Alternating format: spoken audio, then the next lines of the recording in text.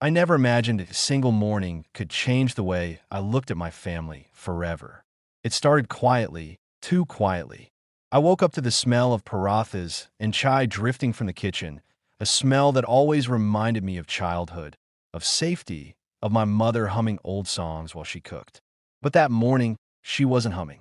The house had a strange silence, the kind that feels heavy, like it's hiding something. And my mother, Amara, stood by the stove, flipping bread but lost in thought. She didn't notice me until I said her name twice. When she finally turned, her smile was small, forced, the kind of smile people use when they're trying to hide something painful. "Good morning," she said. But her eyes were swollen, like she had been crying all night. I asked her what happened, but she shook her head and told me to sit down. Her hands were trembling as she placed breakfast on the table. I kept watching her silently, trying to understand the storm she was carrying inside. She finally sat across from me, took a deep breath, and said, "I need to tell you something I've kept hidden for years." My stomach tightened. It wasn't the kind of sentence a child, no matter their age, ever wants to hear from their mother. Suddenly, the quiet morning felt colder. She reached for her phone and unlocked it. "You're old enough to know the truth now," she whispered. When she slid the phone across the table toward me, I hesitated. Part of me didn't want to know, but curiosity and fear pushed me to look at it. Was a picture of a man I had never seen before, standing next to my mother, his arm around her. They looked close, too close. For a moment, I couldn't breathe. "Who is this?" I asked, my voice barely a sound, her eyes filled with tears. "He is someone from my past, someone who changed everything, someone I thought I had forgotten." Then she said the words that echoed in my head long after she spoke them. "There are things about our family you don't know, things that will hurt you, but I can't hide them anymore." My heart started racing. I didn't know whether to prepare myself for anger, shock, or heartbreak.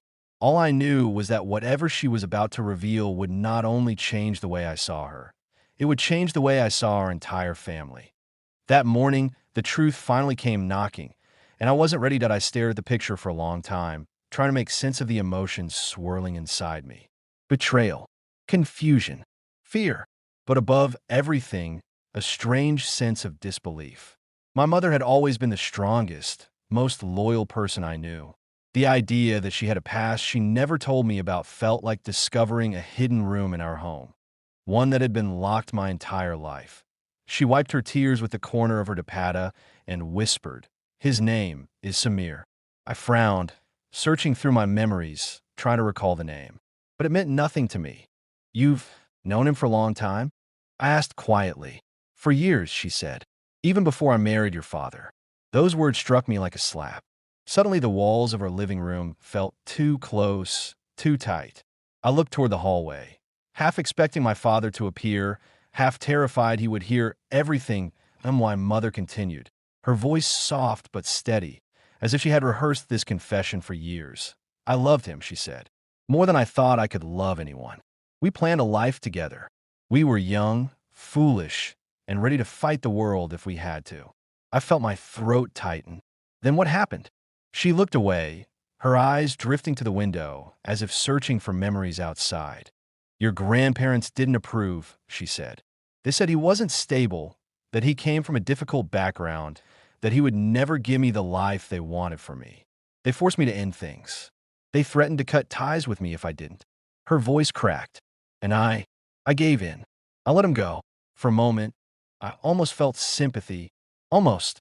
"But why are you telling me this now?" I asked, still gripping the phone, the picture burning into my mind. She trembled as she reached out and gently took the phone back. "Because he contacted me again." My heart dropped. "Last week," she continued, "he reached out after all these years. He said he never moved on, that he still thinks about me. He wanted to meet, to talk, to understand why everything ended." I felt heat rise in my chest, a blend of anger and pain. "And you met him?" She didn't respond immediately. Her silence was worse than any answer. "Mom," my voice rose without warning. "Did you go?" She lowered her head. "Yes, for 1 hour. Just one meeting." My breath caught. I felt the room spinning. "You should have told Dad," I said, my voice shaking. I couldn't, she whispered. I was scared. I didn't want to hurt him. I didn't want to hurt you. I stood up, pacing the room because sitting felt impossible. Mom, this isn't small. This is huge. She looked at me with pleading eyes. I know. And that's why I need to tell you everything before I tell him. I froze. Tell him? You're planning to. She nodded slowly. I don't want any secrets in this family anymore. For the first time, I realized how deeply this had been eating her from the inside. She was trembling, not from guilt alone, but from fear, fear of losing the life she had built, fear of destroying the family she cherished. For a moment, I couldn't speak. The words, "you have a brother," hung in the air like a weight pressing down on my chest. Everything around me became blurry. The furniture, the walls, even my mother's face.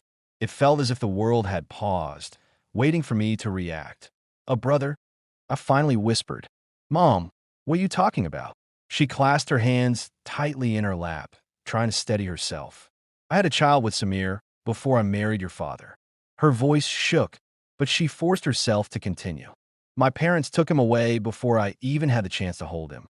It felt like someone had knocked the wind out of me. I stared at her, unsure whether I was angry, shocked, or simply heartbroken. You had a baby? My voice cracked. Mom, how could you hide something like that? Tears began to fall down her cheeks. I didn't have a choice. I was young, scared, and completely controlled by my parents. They said keeping the baby would destroy the family's reputation. They sent him to an orphanage without telling me where. They made me swear I would never speak about it again. I felt anger flare inside me. Anger at my grandparents, anger at the situation, anger at the years of silence. And you agreed? I said, my voice sharper than I intended. She closed her eyes as pain crossed her face. I didn't agree. I fought. I screamed. I begged. But I had no power then. After they took him, they forced me to marry your father within the same year. I sat down heavily, my legs suddenly too weak to hold me. Everything she was saying was shattering the image of my family that I had held my entire life. So all this time, all these years, you knew you had a son somewhere? I asked quietly. Yes, she whispered. And every day, I wondered what happened to him. Whether he was alive, whether he was safe, whether he hated me. My mind couldn't keep up. I ran my hands through my hair, trying to make sense of the storm crashing around us. Then how did Samir find you now, after so many years? She wiped her eyes and took her phone again. He spent years searching. He said he never gave up. And last month, he finally located the orphanage records. He found out our son was adopted by a family who moved abroad. Her voice trembled. And then he found him. I felt my heart stop. He found him. I repeated, You mean he knows where he is now? She nodded. Yes, our son, your brother, is alive. And he wants to meet us. My breath caught in my throat. This wasn't just a hidden chapter of her past. This was a living, breathing truth. A person, a sibling I never knew existed. Mom, why didn't you tell me the moment you found out? I asked. She looked at me with eyes full of fear. Because I didn't know how you would react. I didn't know if it would destroy everything. I didn't want you to think I betrayed your father. My voice softened, even though my heart was pounding. Does Dad know any of this? She shook her head slowly. No, nothing. A dangerous silence settled between us. Mom, you have to tell him, I said firmly. He deserves to know, and he'll find out eventually. Secrets like this, they don't stay buried. I know, she whispered, and that's why I asked Samir to wait. I need time. I need to tell your father everything before the truth comes to our doorstep. I leaned back, overwhelmed. And this brother, does he know about us? Yes, she said gently. He knows he has a sibling. He knows about me. He knows the whole story now. She paused, voice breaking. And he wants to meet you too. A strange mix of fear and curiosity twisted inside me. The idea of meeting someone who shared my blood, a brother I never knew I had, felt unreal, like something out of a movie. But beneath that was a simple, human ache. Why didn't I get to grow up with him? Why was this stolen from us? I looked at my mother, seeing her not just as a parent, but as a woman who had suffered silently for decades. What's his name? I asked, almost afraid to hear it. She hesitated, then whispered, his name is Ayan. Ayan. The name echoed in my mind. Unfamiliar yet strangely heavy, and why mother reached across the table, taking my hand with shaking fingers. My mother's fingers tightened around her phone as if she feared it might slip out of her hands. I felt my heartbeat quicken as I read the message again. I told him everything. Him. There was only one person that could mean. Ayan. I asked quietly, my voice almost trapped in my throat. She nodded slowly, her face pale, eyes filled with fear. Yes, he told Ayan the full truth. About me, about you, about the past. I could almost hear my pulse in my ears. Everything was moving faster than either of us were prepared for. What did Ayan say? I asked. She swallowed, her voice barely a whisper. He wants to meet me. Today. I stood up abruptly. Today? Mom, this is not something you rush into. You said you wanted to tell Dad first. You said you needed time. I know, she said, her voice breaking. But he's waited his whole life for answers. I can't keep avoiding him. Her phone buzzed again, another message. This time she didn't want to open it. I reached forward carefully. Mom, let me. She hesitated, then handed me the phone with trembling hands. The message was short. We're already on our way. My stomach dropped. They're coming here? She shook her head. No, he doesn't know our address. I only told him the mall near our house.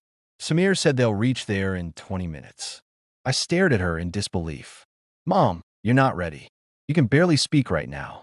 I have to go, she said softly, standing up. He deserves to see me. He deserves answers. I stepped in front of her, blocking her path. Mom, listen to me. What if this isn't safe? What if Ayan is angry, or confused, or emotionally unstable? This is huge for him too. She closed her eyes, breathing shakily. He isn't angry. He's hurt, but he isn't angry. Samir said he's been searching for me for years. Something inside me softened. I couldn't even imagine what Ayan must be feeling, finding out the mother he never knew was alive, just a few minutes away. Still, fear lingered. Okay, I said finally. But I'm coming with you. Her eyes widened. No, I don't want you involved yet. I'm already involved, I said firmly. Mom, I'm your son too. And if he's my brother, I want to see him. Maybe not talk, maybe not reveal anything, but I need to be there. Her shoulders dropped, and after a moment, she nodded. All right, but we won't tell him who you are. Not today. Let me talk to him first.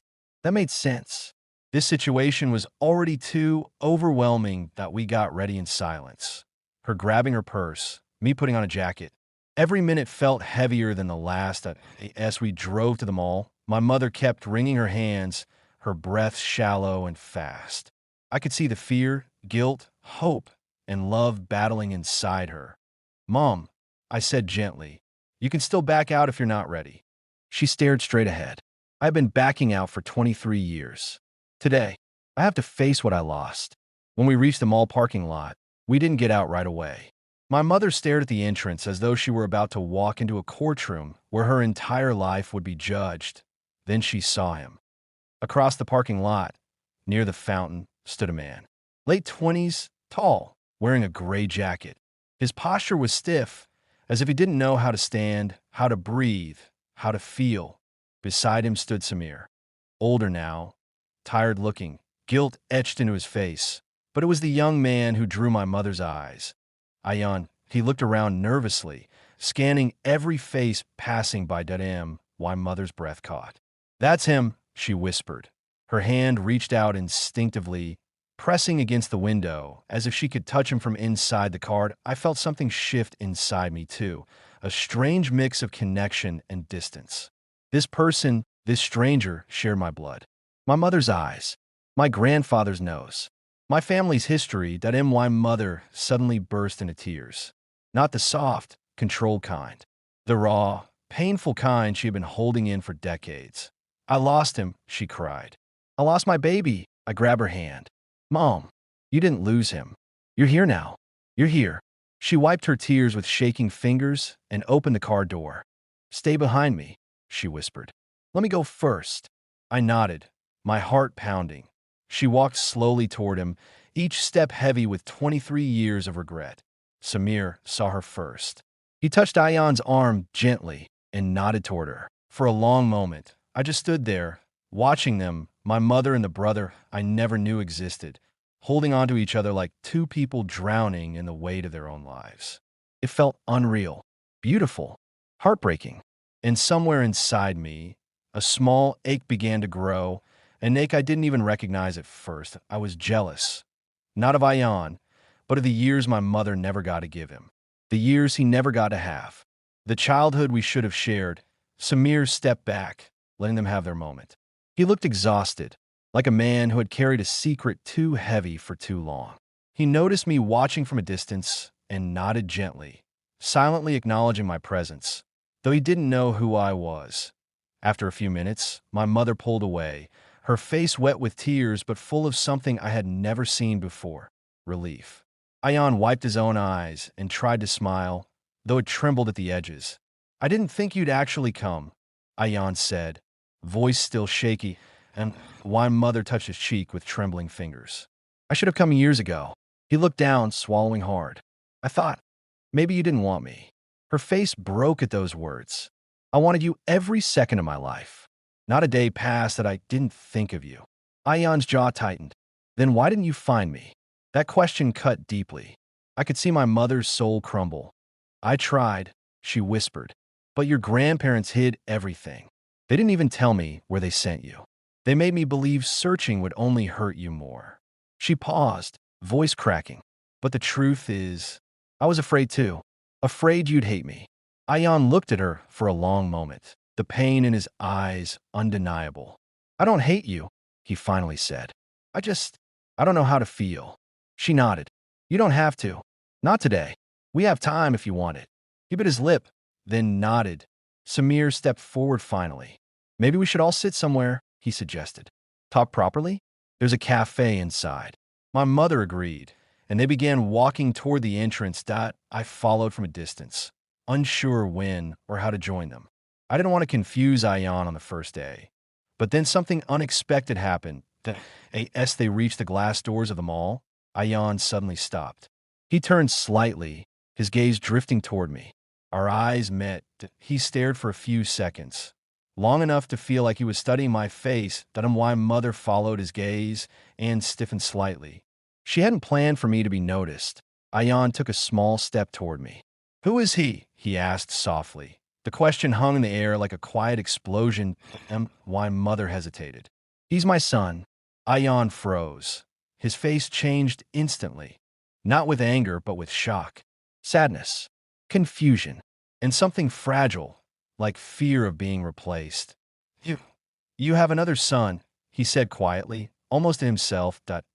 My mother nodded. "Yes." Ayan looked at me again. "So he's my brother." The words hit me harder than I expected. My brother. The stranger I'd been watching was suddenly part of me in a way deeper than blood could explain. That I took a step closer and extended my hand. "I'm Ayan." He shook my hand firmly, his jaw tight, emotions swirling in his eyes. I figured. We both gave a small, awkward laugh. It was the kind people give when they want to cry instead. But even in that brief moment, something shifted. A connection, a spark of something real. We all walked into the cafe together.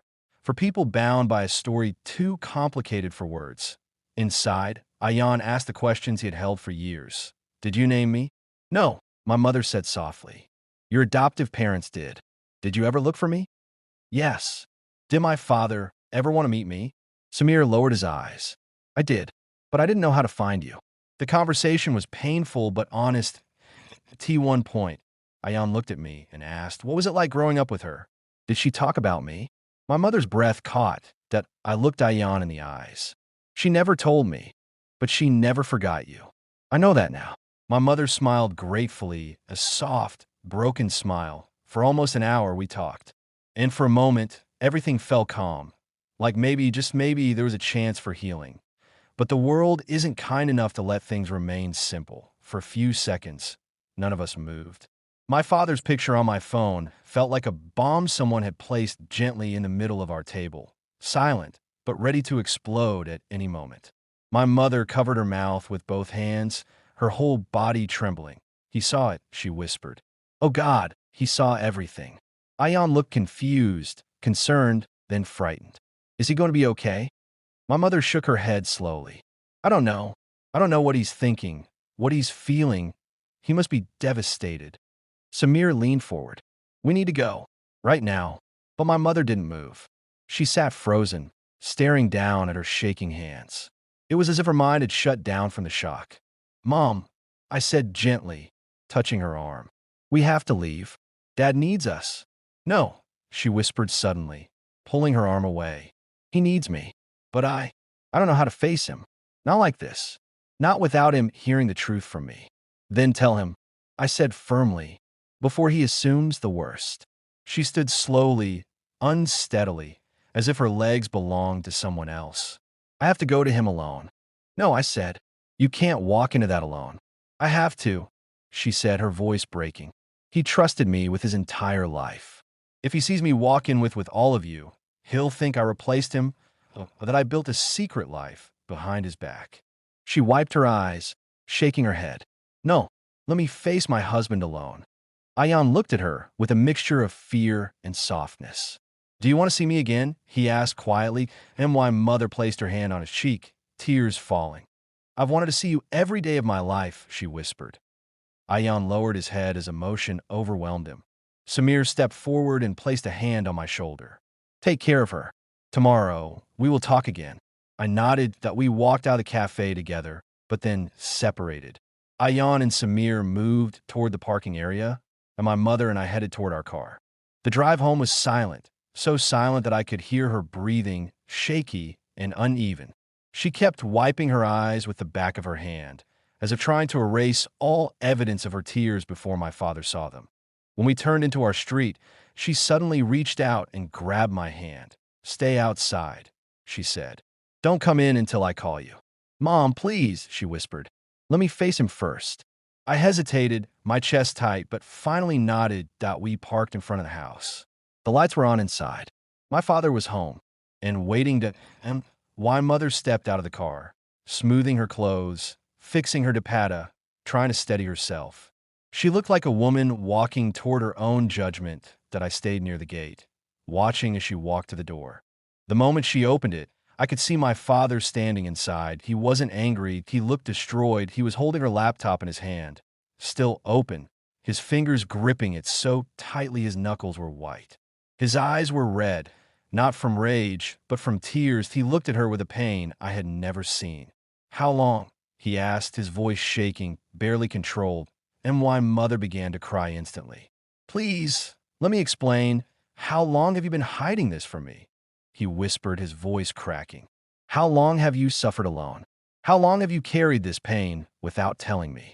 My mother froze. That wasn't what she expected him to say, that he wasn't yelling, he wasn't accusing her of betrayal. He was hurt that she didn't trust him enough to share her suffering. She stepped forward slowly. I was scared, he lowered his eyes. You didn't trust me. His voice broke. You didn't trust your husband. Tears spilled down her face. It wasn't about trust. It was about shame, guilt, fear. I didn't want to ruin this family. My father closed his eyes, breathing shakily. You should have told me. I would have stood beside you. I would have helped you carry this. She collapsed to her knees in front of him. I'm so sorry. He stepped back, overwhelmed, unable to even touch her. That child, he whispered. He existed all this time? Yes, she sobbed. And he's alive. His name is Ayan. Silenced out of silence, so deep it felt like the house itself was listening. The morning of the custody hearing arrived with a cold, unsettling heaviness. The sky outside was gray, like even the clouds understood what our family was going through. Mom stood in the living room, dressed simply but gracefully. Her face looked calm, yet I could see the quiet storm behind her eyes. She was holding a small notebook, the one she had carried ever since everything started. Inside it were her notes, reminders, truths she wanted to speak. Dad came downstairs a few minutes later. He looked different from his usual confident self, like a man who finally understood the cost of his mistakes. His shirt was neatly pressed, but his shoulders sagged as if carrying invisible weight. No one spoke for a long moment. Finally, Mom said softly, "Let's go." Those 3 words felt heavier than anything. The courtroom wasn't crowded, but the atmosphere was sharp. Every word, Every breath, every look mattered here. When Sandra walked in with her lawyer, she carried an expression of victory. She didn't look ashamed, didn't look nervous. She sat tall, her chin high, as if this was just another step in her plan. Mom didn't look at her twice. Dad looked once, and then looked away, like it hurt. The judge entered, and everyone stood. When we sat again, the hearing began. Sandra's lawyer went first, painting her as the victim of emotional confusion, claiming Dad had led her on and then abandoned her. He claimed she was the one being wronged. I watched Mom's hands tighten into fists under the table, but she stayed composed. Then Dad's lawyer spoke, stating the truth. Sandra was seeking control, not justice. That she had manipulated, threatened, and used Dad's vulnerability as a weapon. He stayed respectful, but firm. Finally, it was time for personal statements. Mom's final Douglas mom stood up slowly. She didn't raise her voice. She didn't cry.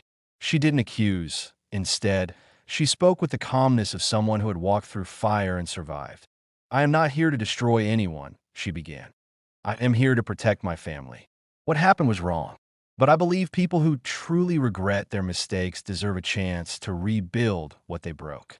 I am choosing peace, not revenge.